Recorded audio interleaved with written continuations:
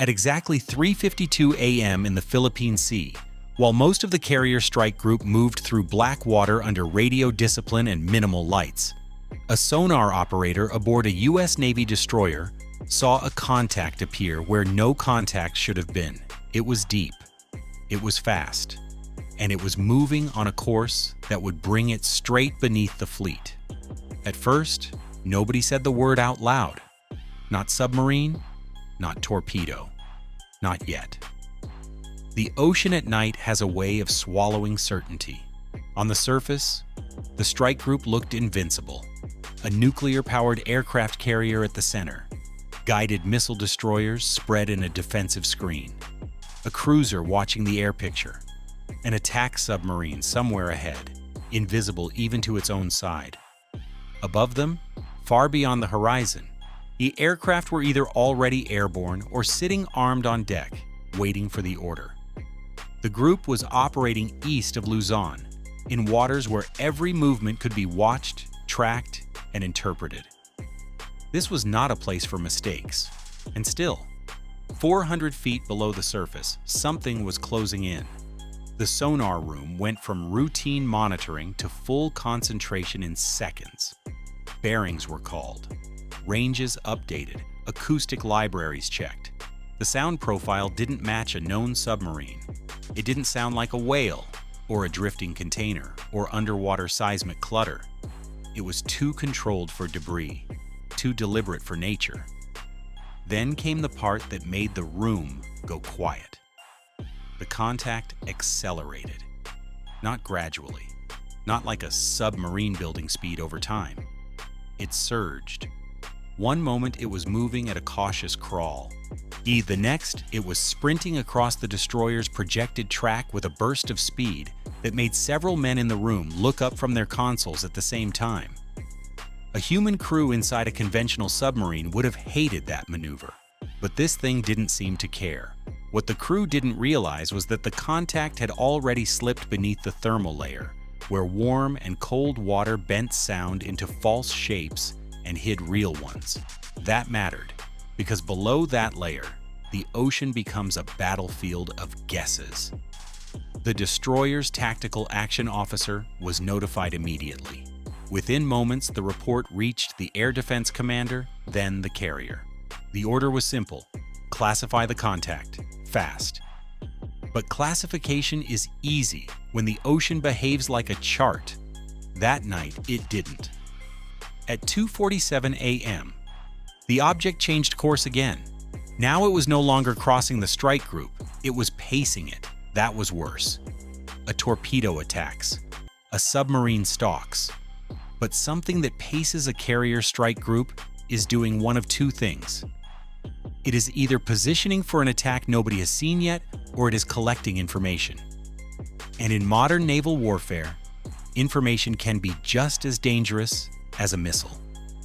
The carrier's escort pattern tightened almost immediately. One destroyer moved to the probable threat axis. Another widened its screen to cut off approach routes. The cruiser updated the common operational picture and started checking for anything unusual above the waterline. Was there a fishing vessel over the horizon acting as a relay? A surveillance ship loitering in international waters? In an aircraft skimming far enough away to stay deniable? Nothing stood out. But that didn't calm anybody, because this was the kind of encounter that often began with silence. Then something unexpected happened. The contact vanished. No fade, no weakening, no gradual loss, just gone. In the sonar world, that can mean only a few things. The object turned in a way that reduced its acoustic profile. It sank deeper into a difficult layer. It stopped transmitting noise altogether, or it was never where it seemed to be in the first place. For a few tense moments, the carrier strike group had no underwater contact and no explanation. That was the moment the commander made the decision. Launch the helicopters. On the flight deck, crews moved under red lights and hand signals as two MH-60R Seahawks were prepared for immediate anti-submarine warfare operations. These helicopters were built for nights exactly like this. Dipping sonar, sonobuoys, torpedoes. Fast response. If there was something under the fleet, they would find it. On the carrier, other preparations were already underway. FA-18s were readied for combat air patrol, because underwater anomalies sometimes come paired with distractions in the sky. Missile systems were checked. Electronic warfare teams went to full alert. Every layer of naval strategy was suddenly awake at once. Within seconds, everything changed again. At 2:55 a.m., the contact reappeared, but not ahead of the destroyer, not abeam, not off the stern. It was now almost directly beneath the projected path of the carrier. That report moved through the group like an electric current. A nuclear-powered aircraft carrier is not a fragile target, but no warship in the world treats an unexplained underwater contact casually. The U.S. Navy has spent decades preparing for the nightmare of the unseen threat below the hull. Submarines, mines, wake-homing torpedoes, autonomous underwater vehicles. The threat doesn't have to be large. It only has to be close enough, long enough, at the wrong moment. The carrier adjusted course by a few degrees. Not enough to telegraph panic, just enough to shift geometry and buy time. The destroyers repositioned like blades around a shield. The lead helicopter lifted into the darkness and raced toward the datum point, disappearing almost immediately from the deck crew's view. Far above, jets prepared to launch, with their engines beginning to whine. The entire strike group had entered a state that few outside the military ever truly see: controlled anxiety. Not chaos, not fear. Something colder than that: professional tension. The helicopter reached the area and dropped its first pattern of sonobuoys into the sea. Small splashes, tiny instruments in a huge ocean. Then the crew lowered the dipping sonar. For a few seconds, there was nothing. Then the operator heard it. A pulse, mechanical, brief, repeating in precise intervals. Not biological, not geological, engineered. But what kind of machine moved like that? It was too small to sound like a submarine, too maneuverable to be a drifting sensor, too disciplined to be a malfunction. The helicopter crew began triangulating with the destroyer below, while the attack submarine screening ahead was quietly tasked to shift its patrol line and listen from another angle. In the darkness, 3 different layers of the U.S. Navy were now trying to hear the same ghost. And the ghost was still moving. At first, analysts aboard the destroyer believed they were looking at a new kind of enemy unmanned underwater vehicle. Maybe a reconnaissance drone launched from a submarine or a disguised merchant vessel. That would have been serious enough. UUVs could map routes, study acoustic signatures, trail ships, even carry explosives. But as new data came in, the pattern became stranger. The object did not behave like a hunter. It behaved like a surveyor. It wasn't charging the carrier. It wasn't circling for an attack run.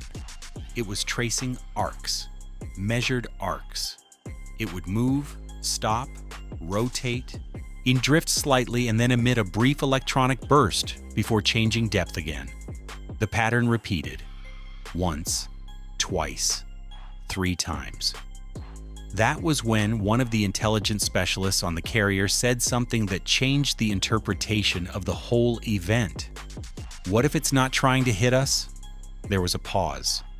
Then the real question followed. What if it's trying to hear us? That possibility was worse in a different way.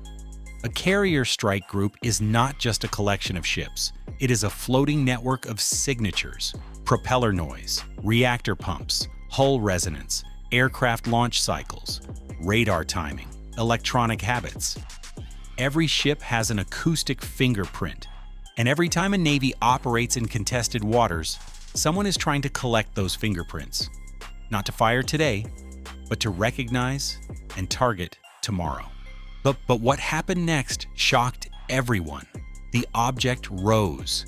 Not all the way to the surface, just enough to cross into a depth band where the helicopter's sonar could paint it more clearly. The shape that began to emerge on the operator's display was not a torpedo. It was not a mini-sub. It did not even resemble the hull form expected of an attack vehicle. It looked modular. Long and narrow like a torpedo, yes, but with protrusions, sensor housings, a possible folding mast, no obvious warhead section, no crew compartment, no external markings visible in the limited acoustic return. It was a machine, but not one designed for speed alone. It had been built to gather, process, and transmit. Then it bolted. For the first time that night, the object committed to raw speed. It darted downslope toward deeper water, while likely trying to escape the helicopter's sonar cone and the destroyer's firing solution. The crew on the destroyer had a decision to make. Do you treat it as a hostile underwater vehicle and engage? Or do you hold, hoping to identify it more completely? The answer in those waters, under those conditions, could have triggered an international crisis either way. The order was to shadow, not shoot. So the pursuit began. The helicopter dropped additional sonobuoys in a widening pattern. The destroyer altered course to keep the contact bracketed. The attack submarine below attempted to position quietly on the likely exit vector. Above the fleet, 2 fighters were launched anyway, their mission not underwater but strategic. If this object belonged to someone nearby, there might be an aircraft, a surface relay, or an intelligence vessel waiting for data.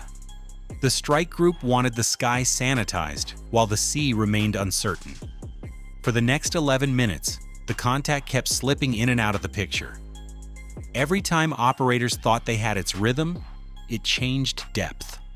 Every time a pattern seemed obvious, the ocean distorted it. This was no random machine. It was built by someone who understood anti-submarine warfare and built around its weaknesses. Then, something even more unsettling appeared. A second signal, fainter, stationary, much deeper.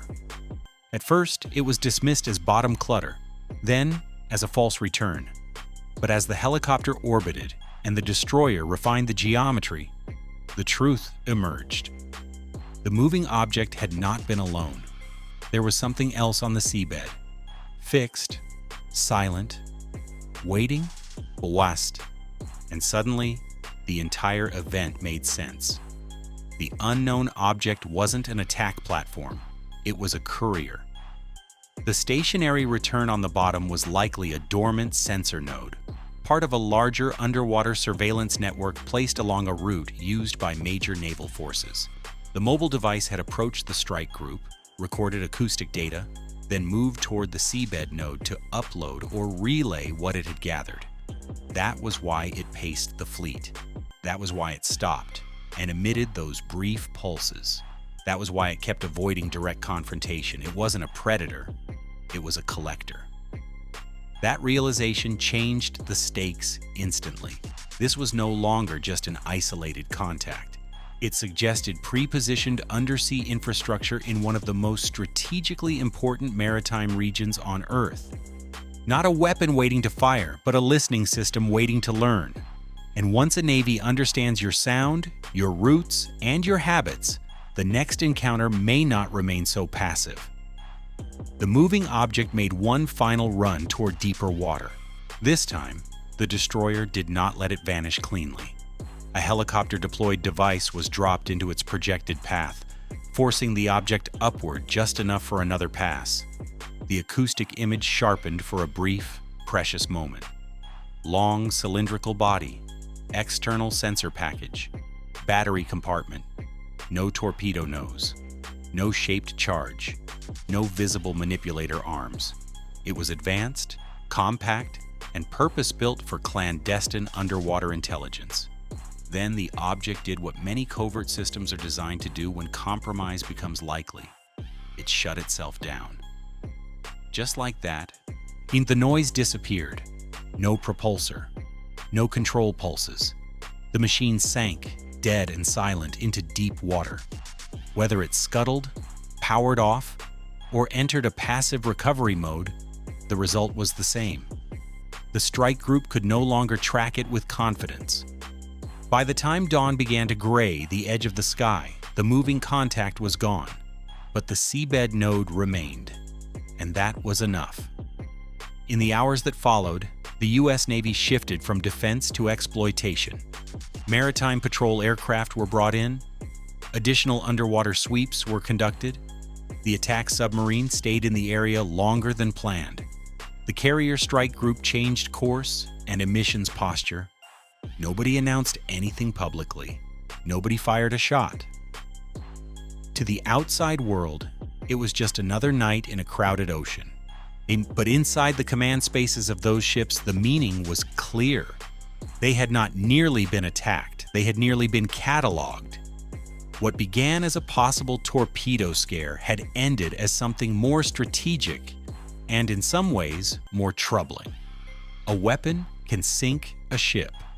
A surveillance network can change the balance of a region. It can turn open water into mapped territory. It can tell an adversary which carrier is approaching before radar ever sees it. It can help submarines know what they are hearing. It can help missiles know what they are hunting. And the most dangerous part is that it waits in silence, long before any war officially begins. The sailors who stood watch that night would remember the first report for years, not because a battle happened, but because it didn't. Because the ocean revealed, for a few tense hours, how's the shape of the next naval competition. Not always loud, not always visible, not always marked by explosions or headlines. Sometimes it begins with a faint acoustic trace below a thermal layer at 3:52 in the morning, when a sonar operator notices something impossible and the most powerful fleet on Earth has to stop and ask a chilling question. Who was listening?